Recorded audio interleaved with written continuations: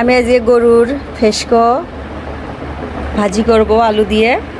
তো সবাই আমার সাথে থাকবেন আশা করি।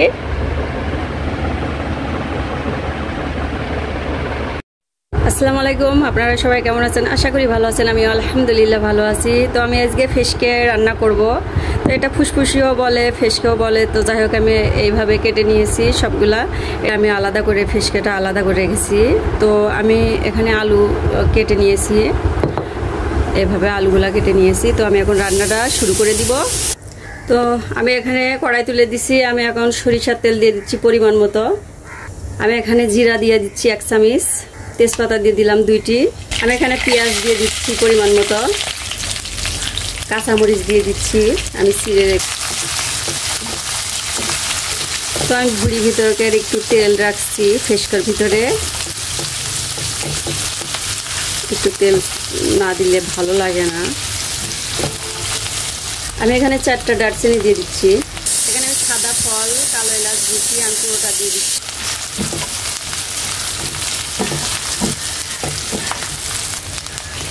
তো মাশাআল্লাহ আমার হালকা বাদামি হয়ে আসছে। তো আমি এখানে আদা রসুন বাটা দিয়ে দিচ্ছি পরিমাণ মতো। আদা রসুন বাটা দিয়ে ভালোভাবে একটু ফ্রাই করে নিব, যাতে আদা রসুনের গন্ধটা ইনশাল্লাহ চলে যায়।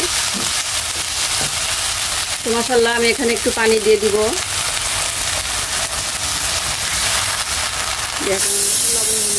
আমি এখানে স্বাদ মতো লবণ দিয়ে দিচ্ছি,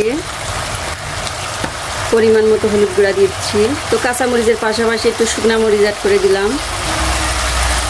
সবগুলো উপকরণগুলো আমি এখন ভালোভাবে কষে নিব।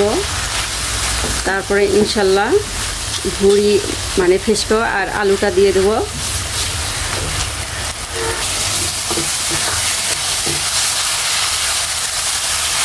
তো মশলাটা যে ভালোভাবে কষালে ইনশাল্লাহ তরকারিটা টেস্টিফুল হয়। আমি ভালোভাবে কষে নিচ্ছি।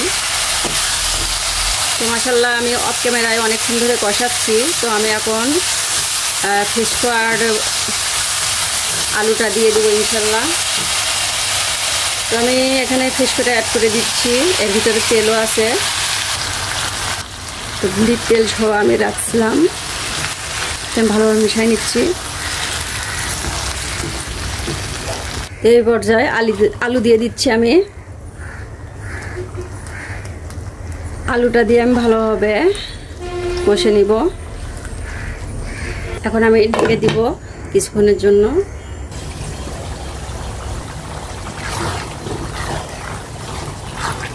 তো আর পানি দেওয়া লাগেনি, অবশ্য অনেকগুলা পানি বের হয়ে গেছে। তো আমি এটা ভালোভাবে কষে নিব। যদি পানির দরকার হয় ইনশাল্লাহ দিব, আর যদি না হয় দিব না।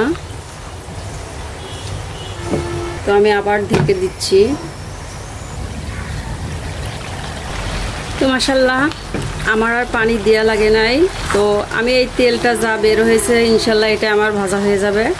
ভাজতে ভাজতে ইনশাল্লাহ আলুটা সিদ্ধ হয়ে যাবে। আর আমি ফেসকোটা আমি আগেই ভালোভাবে জাল করে রেখে দিয়েছিলাম, কেটে ডিবে রাখছিলাম। তো এই তেলে ইনশাল্লাহ আলুটাও ভাজা হয়ে যাবে। আমার আর পানি দেওয়ার প্রয়োজন হয়নি। তো আমি আবার ঢেকে দিচ্ছি। অফ ক্যামেরায় অবশ্য আমি বারবার নেড়ে দিচ্ছি।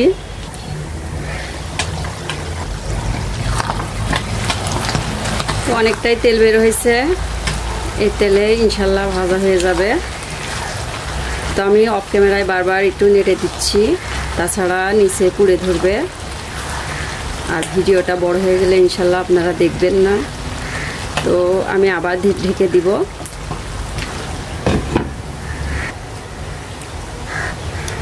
তো আমার ফেসকোটা হয়ে গেছে, যখন হয়ে যাবে নিচে তো এইভাবে পটপট করবে ইনশাল্লাহ। তো আমি এখন নামাই নিব। আমার মানে ফেসকোটা হয়ে গেছে রান্না করা। তো ইনশাল্লাহ নামাই নিব। তো মাশাআল্লাহ গরুর ফেসকো ভাজি হয়ে গেছে ইনশাল্লাহ। তো সাইডে যেগুলো আছে ওইগুলা তেল। তো আমার ভিডিওটা যদি ভালো লাগে লাইক কমেন্ট শেয়ার করবেন, আর আমার ইউটিউব চ্যানেলটাকে সাবস্ক্রাইব করবেন। সাবস্ক্রাইব করে আমার চ্যানেলের পাশে থাকবেন। আর ফেসবুকের ভাইয়া ও আপুরা আমাকে ফলো দেবেন। তো সবাই ভালো থাকবেন, সুস্থ থাকবেন। আসসালামু আলাইকুম, আল্লাহ হাফেজ।